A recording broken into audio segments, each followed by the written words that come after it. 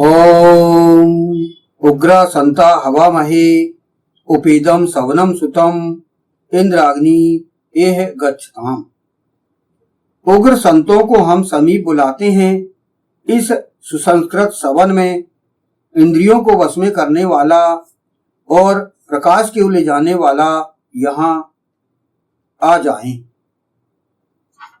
यह मंत्र ऋग्वेद के प्रथम मंडल के 21वें सूक्त का चतुर्थ मंत्र है। इसके ऋषि वही हैं जो पिछले 3 मंत्रों के हैं। वे हैं भगवान मेधातिथि महिमत कांड, और इस मंत्र का दिव्य विषय किंवा देवता या मुख्य विषय है इंद्राग्नि। इंद्र अर्थात इंद्रियों को वश में करने वाला, और अग्नि अर्थात स्वयं प्रकाशित एवं अन्य लोगों को प्रकाश की ओर ले जाने वाला। और इस चतुर्थ मंत्र का छंद है गायत्री और स्वर है षड्ज। तो यहां पर जैसे कि प्रमुख विषय यहां पर चल रहा है, बताया गया कि इंद्र और अग्नि। इसमें फुटनोट है, उग्र संतों को हम समीप बुलाते हैं इस सुसंस्कृत सवन में। उग्र संता अर्थात उग्र संतों को, हवामहे अर्थात हम बुलाते हैं, उप अर्थात समीप, इदम सवनम सुतम अर्थात इस सुसंस्कृत सवन में। यहां पर इस फुटनोट की यहां पर व्याख्या की गई है। इस मंत्र में इस संभावना से इंकार नहीं किया गया है कि समस्त संत शांत स्वभाव वाले ही होते हैं। यह संभव है कि कुछ संत उग्र स्वभाव रखने वाले भी हो सकते हैं। तो हम जैसे कि इतिहास में देखते हैं कि सतयुग, त्रेता, द्वापर में जो कि दीर्घ जीवी थे, वे संत जो हैं कौन हैं? ऋषि दुर्वासा। वे जो है बहुत क्रोधी स्वभाव के थे। थोड़ी बहुत उनको देखे कि अव्यवस्था लग रही है और सीधे श्राप देते थे।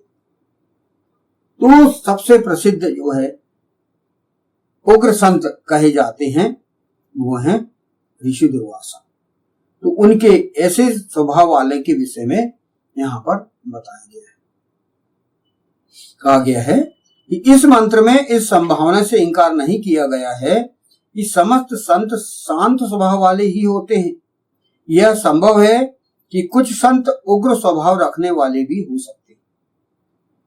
ईशान परम परमात्मा अर्थात ईश्वर ऐसे उग्र प्रकृति के संतों को भी अपनी ओर सुसंस्कृत सवन में बुलाता है।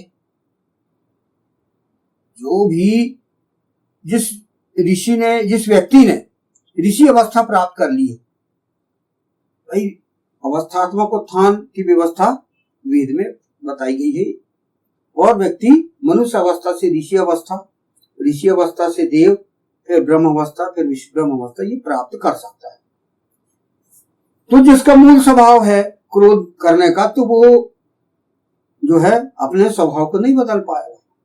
वो हो सकता है फिर देव बन के फिर उसका जो है स्वभाव कम हो। लेकिन जो ऋषि है, जैसे कि दुर्वासा ऋषि जैसे व्यक्ति, उनको भी सुसंस्कृत सवन के लिए बुलाया गया है कि वो भी अपने क्रोध को नियंत्रित करें।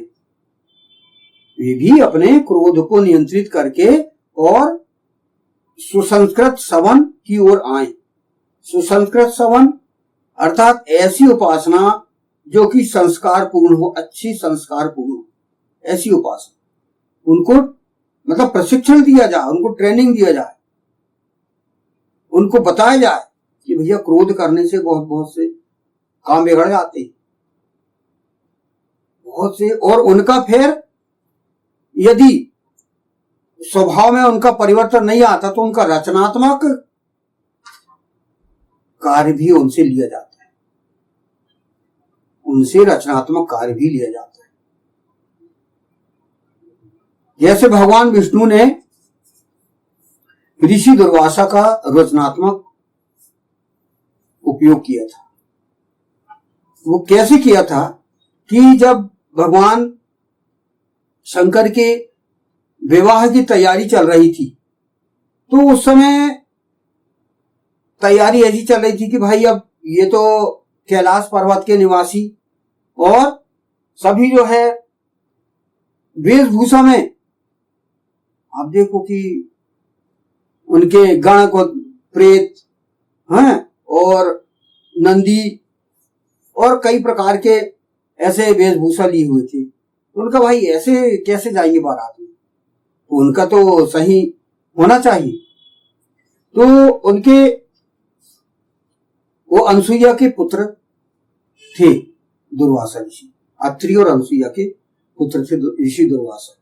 तो उनको भेजा गया भगवान विष्णु के द्वारा कि ऐसा, क्योंकि ये ऐसा कुछ करें कि जिससे कि कुछ उनकी बारात में जो है सही व्यवस्था हो जाए। तो उन्होंने कहा कि भाई अब ऋषि दुर्वासा को कहा गया कि भाई उन्होंने अपने आशंका व्यक्त करी अत्रि ने कि भाई ये कैसे, यदि कुछ गड़बड़ हो गया शादी ब्याह में तो ये तो किसी को भी श्राप दे देंगे। तो उन्होंने अपनी माँ को वचन दिए कि नहीं, मैं जो है अपने स्वभाव को नियंत्रित रखूंगा। सती अनसुईया को उन्होंने दिया कि भाई मैं जो है अपने स्वभाव को नियंत्रित रखूंगा और कुछ नहीं करूंगा। तो वचन तो दे दिए, सब दे दिए। अब जो है वहां की जब बारात की तैयारी चल रही थी, संगीत की व्यवस्था हो रही थी, तो सब जो है मस्त नाच रहे थे और उसी भी जो है दुर्वासा ऋषि पहुंचे और उनको भी शामिल कर लिया, किया जाने लगा कि वो भी साथ में जो है उमंग पूर्वक नाचे कूदे। और उनके साथ उनको बुलाया गया, लेकिन फिर उन्होंने वहीं पर आए, लेकिन वो ऐसे गुस्सा हो गए कि उन्होंने श्राप दे दिए कि ये ऐसी स्थिति में जब भी जो होगा, जो कि वेशभूषा इनकी बिल्कुल भूत प्रेत जैसी व्यवस्था है, तो उन्होंने श्राप दे दिया कि जो है ऐसी स्थिति में जाएंगे तो इनके जो कन्या पक्ष की जो महिलाएं हैं, जैसे पार्वती जी की माँ है, उनकी बुजुर्ग महिलाएं हैं, वो बोले इनकी वेशभूषा देख के मूर्छित हो जाएंगी और विवाह रुक जाएगा, विवाह नहीं होगा। तो अब भाई अब क्या करें? तो भगवान विष्णु की जो है रचनात्मक कूटनीति थी वो, भाई इस प्रकार का, क्योंकि वो बदल नहीं रहे थे भगवान शंकर अपनी वेशभूषा। सबने प्रयास किए कि भाई वो अच्छी वेशभूषा, जला दूल्हे राजा जो है बढ़िया होना चाहिए, है ना, जैसे कि आजकल अपडेट करते हैं, लेकिन वो अपने नहीं बदल रहे थे अपने आप को। तो ऐसा किया उन्होंने। तो उन्होंने श्राप तो दे दिया ऋषि दुर्वासा को, सब लिख बाद में जाना रही, मैंने तो बोले प्रण लिया था, उसका भी फिर सुधार का उन्होंने सोचे कि किस प्रकार किया जाए। तो वास्तव में फिर उनका जो बारात वहां पहुंची तो उनकी वेशभूषा देख के वो बेहोश हो गई और उनकी पार्वती जी की माँ जो है वो मैना जो है बेहोश हो गई। और उन्होंने बोली कि जब होश में आई तो उन्होंने बोले ऐसे व्यक्ति से मैं शादी नहीं करूंगी, अपना दामाद नहीं बनाती। फिर जो है उनके सुधार के लिए भगवान विष्णु ने व्यवस्था किए कि भाई जब तक ये अपनी वेशभूषा सही करेंगे तभी विवाह होगा। तो वेशभूषा सही कराई गई, बढ़िया दूल्हा राजा बनाए गए, उसके बाद वो तैयार हुई। शादी करवाना जरूरी था, क्योंकि वो फिर शादी जो है रुक सकती थी। तो ऐसी व्यवस्था, ये भगवान विष्णु की रचनात्मक कूटनीति थी। तो उन्होंने उन क्रोधी दुर्वासा ऋषि का भी सकारात्मक रूप से, रचनात्मक रूप से उपयोग किया। तब वो मानी ना, उनको भगवान विष्णु ने उनको तैयार करे, दूल्हे राजा बनाया। और भगवान शंकर भी माने कि नहीं भाई जरूरी है, तारकासुर को मारना है, उनके पुत्र जब पैदा होगा, जब जनहित के लिए करना है, तो उन्होंने तैयार हुए, सब व्यवस्था बनी। तो ऐसे क्रोधी व्यक्ति के साथ भी रचनात्मक कार्य भगवान विष्णु ने करके दिखाया। लेकिन ऐसे तो समय समय पे होता है व्यवस्था के लिए, लेकिन ये स्वभाव को बदलना जरूरी है। ऐसे कई प्रकार के उग्र स्वभाव वाले ऐसे ऋषि हो सकते हैं जिनके हम सुसंस्कृत सवन की ओर उनको लाएं, ये कहा गया है।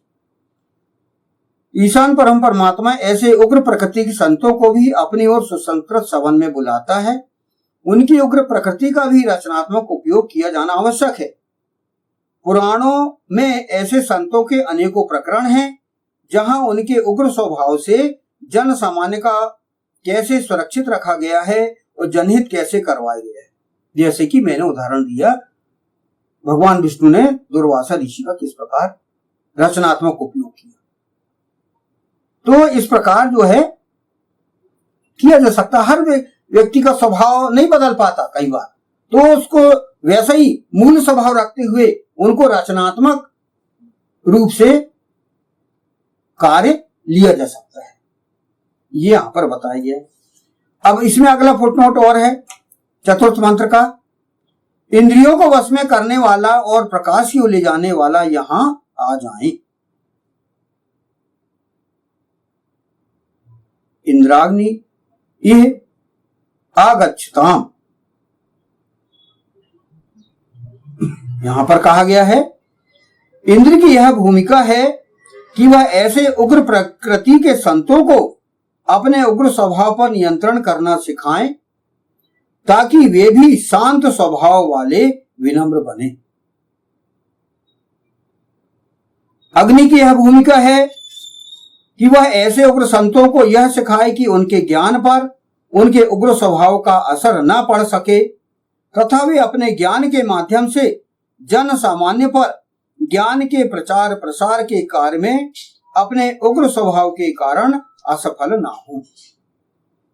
जन सामान्य उनके स्वभाव की उग्रता के कारण उनसे डरकर दूर न भागने लग जाएं, ऐसा स्वभाव धर्म संस्थापन के लिए बाधक बन सकता है। तो ये जो क्रोधी स्वभाव है इसके लिए भी कार्य करना अति आवश्यक है। उनके जो स्वभाव को आप रचनात्मक मोड़ दो जनहित के लिए, ये भी जरूरी है।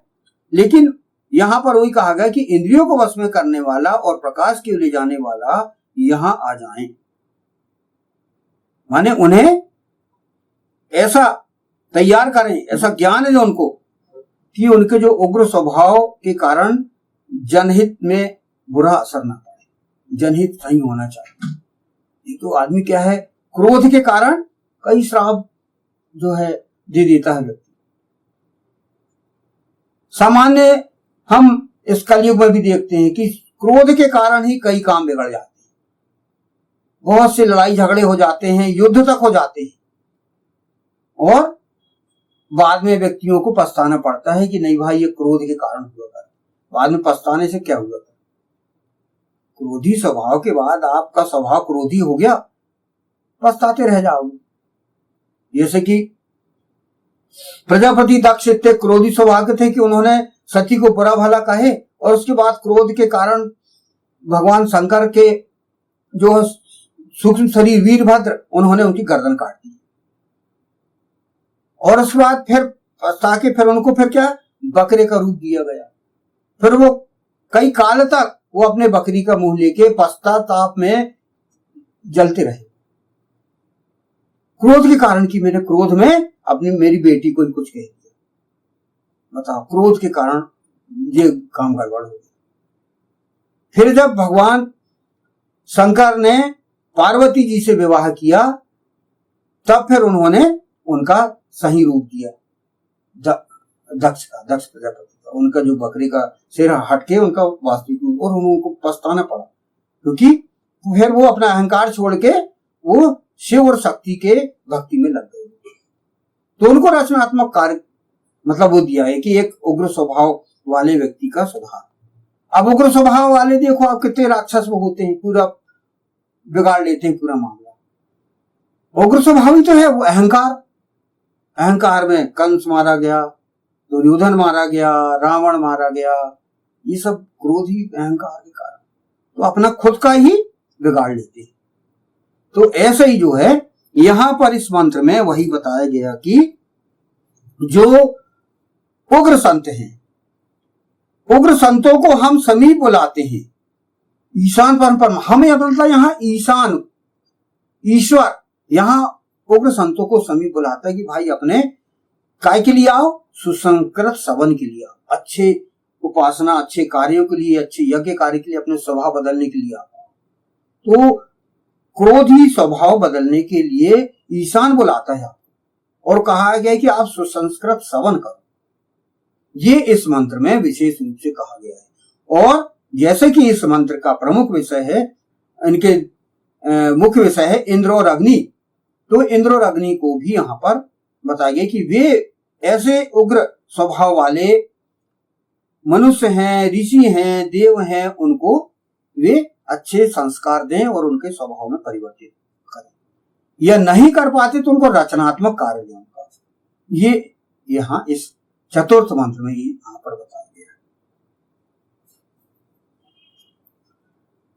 तो यहाँ पर इतना चतुर्थ मंत्र का आप मंत्र इसका समझ सकते हो। उग्र संतों को हम समीप बुलाते हैं। इस सुसंस्कृत सवन में इंद्रियों को वश में करने वाला और प्रकाश की ओर ले जाने वाला यहाँ आ जाए।